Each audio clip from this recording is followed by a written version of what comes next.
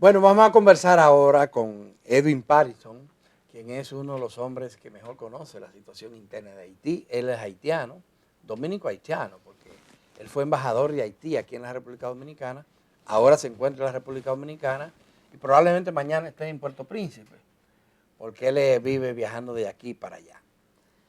Edwin, bienvenido. Muchas gracias, un placer como siempre. Esta conversación, como ustedes ven, va a ser vía Zoom, porque Edwin tiene algunos quebrantos de salud que le han impedido estar presente acá. Pero no podíamos desaprovechar el día, Edwin, para preguntarte cuál es la situación de Haití. Hemos visto un comunicado, una carta del episcopado de Haití arremetiendo contra la situación que hay en ese país.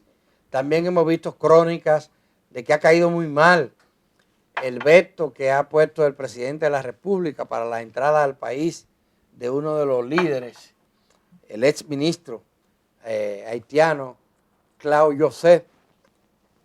Cuéntanos un poco, ¿qué es lo que está pasando? ¿Se sigue deteriorando la situación de Haití? ¿Hay alguna posibilidad de alguna salida institucional? ¿Cómo es la situación? Muy bien, muchas gracias. Bueno, hay que añadir a lo que acabas de mencionar como introducción al discurso o un mensaje a la nación que hizo anoche el primer ministro Ariel Henry y que se estaba esperando mucho más de lo que dijo. Básicamente, pues habló del primer aniversario del acuerdo del 11 de septiembre que él firmó con algunos partidos de la antigua oposición a Jovenel Moïse, pero que los protagonistas, los miembros de este acuerdo, han estado muy críticos frente a él, frente al gobierno, diciendo que no cumplió con el acuerdo. Y ha sido un esfuerzo de poder, yo diría, concertar con las fuerzas políticas para asegurar una mejor gobernanza, pero no fue así. Tal como lo hemos visto, ustedes han hecho otros análisis al respecto, después de un año dirigiendo los destinos de la nación, lamentablemente el balance es muy negativo. Entonces, la situación, tal como decías, Adalberto, sigue deteriorándose. Y regresó de un viaje ahora en medio de toda esa situación que tenemos tan grave, viajó a Estados Unidos. Pensábamos que iba a regresar con algún informe sobre los resultados de ese viaje, pero tampoco fue así. Tampoco hay fotografías de los encuentros que él tuvo allá en Florida. Se dijo que iba a encontrarse con algunos empresarios. Bueno, todo eso son elementos de la coyuntura que lamentablemente no nos dirigen, no nos encaminan hacia una salida a la profunda crisis. Hablo de la preparación para las elecciones, pero sin tampoco poner alguna fecha o sin tampoco ofrecer elementos novedosos, porque para ir a las elecciones, lo primero, tenemos que tener un consejo electoral. En Haití, lamentablemente, no habíamos tenido hasta ahora, no tenemos hasta ahora un consejo electoral permanente. Por tal razón, hay un consejo electoral provisional y él pasó un año, siendo esta la misión principal de un gobierno de transición, que es preparar las elecciones para que lo más pronto posible el país pueda volver a la normalidad institucional, pero no pudo hacerlo y un año después todavía pues habla de la planificación, la preparación, pero tampoco con elementos muy convincentes. Entonces, la, se está todavía en expectativa, se está esperando Edwin, sobre, ¿sí? Millicent de este lado, saludos. Pero ¿cuál es la Y ruta de demandas específicas que tiene el sector social, el sector empresarial, la oposición política? ¿Cuál es el cronograma que le están demandando al gobierno para ver si se llega a una salida en Haití, por lo menos para llegar a las elecciones, que para mí es el primer paso. Sí, bueno, si uno ve las últimas manifestaciones que se han dado en Haití en las últimas 2, 3 semanas, sobre todo las grandes manifestaciones que se dieron en el norte con Moïse Jean Charles y también en el sur, todavía hay manifestaciones en el sur, ya se está pidiendo la renuncia del primer ministro, la renuncia del gobierno, porque el gobierno no ha podido responder a las necesidades básicas y a todo lo que se esperaba como misión de un gobierno de transición. Entonces, más allá de reclamos sociales, más allá de la situación degradante en cuanto a las condiciones de vida, entonces en el campo político, la principal reivindicación actualmente es la renuncia. Y si renuncia él, ¿qué pasaría? Exacto. Bueno, sería tratar de lograr un consenso, un acuerdo entre los actores políticos. Pero si no han logrado un consenso para, por ejemplo, la conformación del órgano electoral para poder hacer las elecciones, o sea, ¿qué garantía hay de que se van a poder poner de acuerdo con quién sería entonces el próximo primer ministro? Sí, bueno, el asunto es que se ha perdido la confianza en el gobierno, en el primer ministro, y por eso es todavía más difícil que desde el gobierno se pueda convocar, se pueda llamar a algún diálogo. Ya no entienden que el gobierno tiene la capacidad de convocatoria para estos fines. ¿Hay en Haití algún interlocutor que pueda tomar la iniciativa de convocar a los sectores enfrentados en busca de una salida? Sí, entiendo que, por ejemplo, las iglesias, las universidades, hay un sector del empresariado que recientemente se pronunció, aunque ese comunicado del empresariado haitiano para mí también se quedó un poco corto, porque dieron un panorama de la situación, pero sin aportar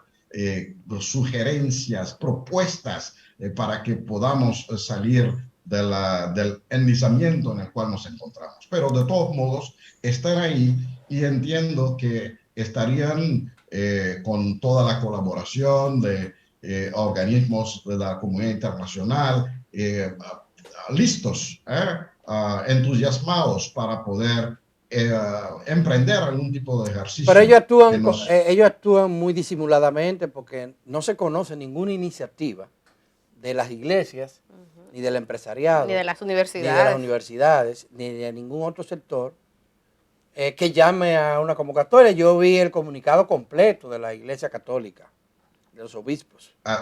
Lo vi. Así es. Firmado por 10 obispos, pero esos 10 obispos no plantean ninguna salida, simplemente que este gobierno ya no da.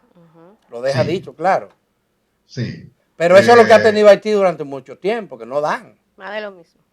Sí. Ahí estar en sintonía con lo que les decía, cuando uno toma el ritmo de las manifestaciones, las últimas manifestaciones. Entonces, efectivamente, en términos de seguridad ciudadana, ya se ve que realmente ha sido un fracaso, aunque hay que reconocer que la policía haitiana ha estado en los últimos meses haciendo algunos operativos que han dado resultados. Varios bandidos criminales, miembros de gangas han sido arrestados y han podido penetrar algunas zonas donde anteriormente la policía no iba. Hay que reconocer esto, pero de todos modos, en el macro problema que estamos, es muy poco lo que se ha podido hacer desde esos esfuerzos de la policía. Edwin, hay un nuevo ingrediente en este conflicto histórico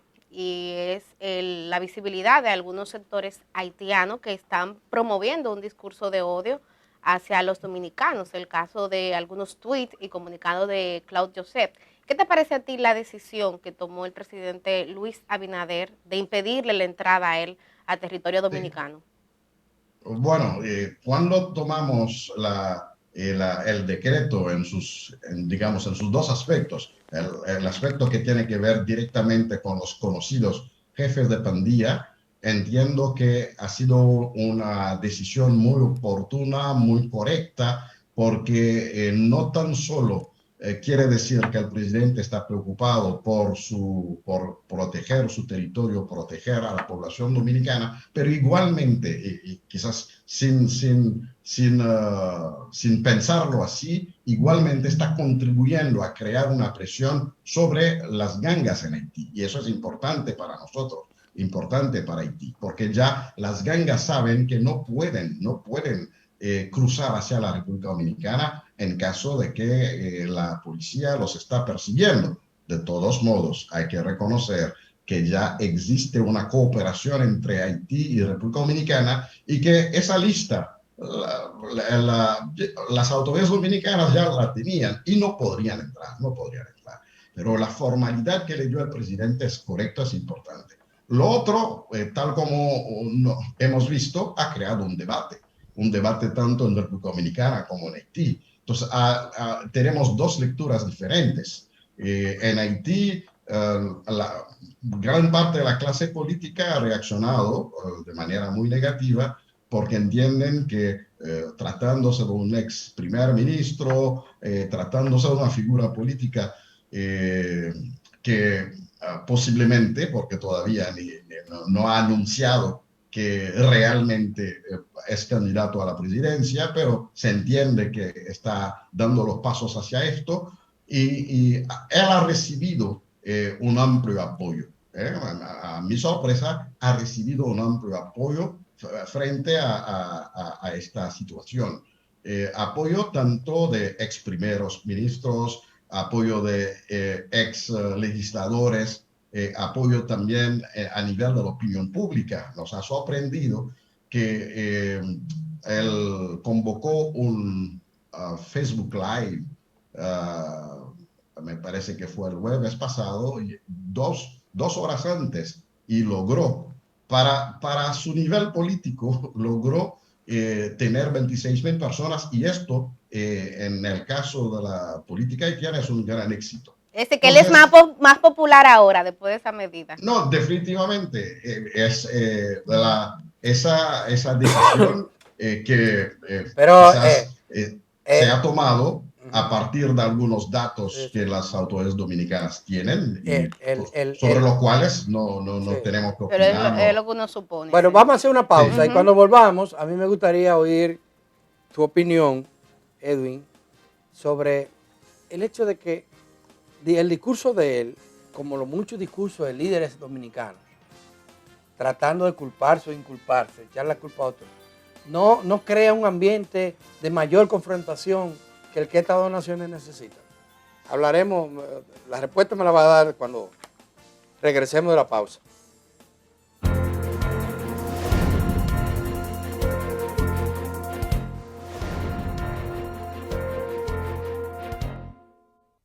Seguimos aquí en 1+1, estamos conversando vía Zoom con Edwin Parisson. Él fue embajador de Haití en República Dominicana, actualmente es presidente de la Fundación SILA y se mantiene muy actualizado. Edwin, antes de la pausa te preguntaba a Adalberto acerca del caldo de cultivo que discursos como el de Claudio José y de dominicanos aquí generan a las relaciones entre República Dominicana y Haití, esos discursos de odio. Totalmente de acuerdo en que son discursos que lamentablemente no ayudan a la buena convivencia, a la paz, a la hermandad entre Haití y República Dominicana. Pero en el fondo también nos permite ver que hay un malestar allá en Haití, aquí en República Dominicana, y frente a ese malestar, lamentablemente, no hemos, las partes interesadas, los gobiernos, las organizaciones de la sociedad civil, los empresarios, que son los actores económicos entre los dos países, hasta cierto punto también los medios de comunicación de manera más amplia en ambos países, me parece que todos hemos faltado un poco en empeñarnos, en activarnos en una campaña para una mejor relación, una mejor convivencia entre Haití y la República Dominicana. Definitivamente, los gobiernos tienen una mayor cuota de responsabilidad, porque ya se tratan de relaciones bilaterales y hay organismos competentes para poder hacer esto. Pero si vemos, por ejemplo, si tomamos desde la firma de esa declaración histórica entre el presidente Abinader y el difunto presidente Jovenel Moïse, los puntos que habían acordado, y entiendo que ambos tenían la voluntad política para poder avanzar en esa agenda que se definió en ese momento, pero lamentablemente la situación con el magnicidio y otras complicaciones políticas en Haití no han permitido avanzar. Pero hay muchas otras cosas que podemos hacer a través de las organizaciones de la sociedad civil que se ocupan de animar las relaciones entre los dos países. Edwin. O hay cosas que se pueden hacer también a través de algunos órganos estatales. Hablando de órganos, y ya si me puedes responder brevemente porque el tiempo se acabó, pero ¿tú tienes alguna expectativa de que de marco a la celebración de la Asamblea General de la ONU, que tiene lugar ahora en este mes de septiembre, el tema Haití genere alguna acción, que no sea solamente discursos, sino acciones concretas? Sí, bueno, ojalá que bajo el liderazgo del presidente Abinader, sobre todo, él ha tenido la gran visión de crear una alianza con Costa Rica y Panamá, y otros países se han mostrado interesados, pues ojalá que esos países, bajo el liderazgo de la República Dominicana, que es el país más cercano, el país que puede sentirse más impactado por la situación haitiana, que se lleve a la ONU alguna propuesta de acción. Una propuesta de acción, como siempre lo hemos insistido, que siempre preserve la soberanía del pueblo haitiano, la soberanía de la nación haitiana, y que el acompañamiento de la comunidad internacional debe ser bajo otro modelo, porque hasta ahora hemos visto que ha habido muchos errores, ha habido situaciones donde los actores de la comunidad internacional han hecho una injerencia inaceptable en los asuntos internos haitianos, hasta tal punto, siempre lo he dicho y no me voy a cansar en decirlo, que llegaron a cambiar resultados de elecciones en Haití. Eso no puede continuar así, porque son esas situaciones que provocan las insatisfacciones a nivel de la población, y por tal razón tenemos manifestaciones recurrentes donde piden la salida de un primer ministro, piden la salida de un presidente, porque el pueblo no se siente identificado con quienes llegan al poder bajo elecciones amañadas. Se nos acabó el tiempo, Edwin Parinson. Gracias, muchísimas gracias por atender a nuestra invitación. Hay que seguir atento a la evolución de la situación de Haití y sabemos que contamos contigo para seguir analizándola. Con mucho gusto siempre. Sí, gracias, muchísimas gracias a ustedes, amigas y amigos televidentes, por su compañía. Mañana estaremos aquí de nuevo con ustedes con otro programa similar de Uno más Uno.